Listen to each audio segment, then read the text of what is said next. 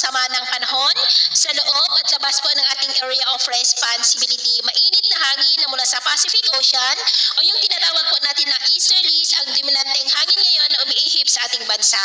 Ang amihan po ay nandyan sa may extreme northern part ng Luzon at ang shear line ay nasa northeast ng Cagayan at meron pong intertropical convergence zone na nag-extend po dyan sa may south of Mindanao. At sa ating pong long range forecast, wala pa rin naman pong bagyo na namamataan na tatawid sa ating kalupaan for the next 2 weeks, pero hindi pa rin po inaalis ang posibilidad na may LPA o sama ng panahon na mabubuo lalo na sa silangan ng Mindanao sa susunod na mga araw at ang development po niyan ang ating babantayan. At sa lagay ng ating panahon, ngayong madaling araw po ay maayos ang panahon sa malaking bahagi ng bansa pero may tsansa pa rin ng mga isolated rains lalo na sa may southern Palawan, Zamboanga Peninsula, Davao at Compostela Valley. At mamaya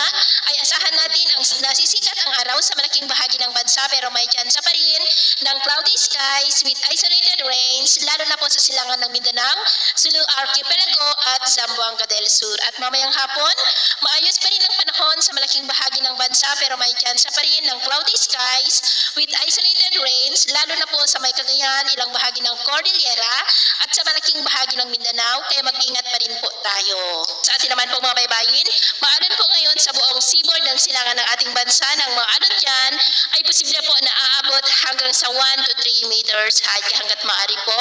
Ay iwasan na muna natin ang papalaot dyan sa mga may kulay pula para mas makaiwas sa mga sakunang pangkaragatan.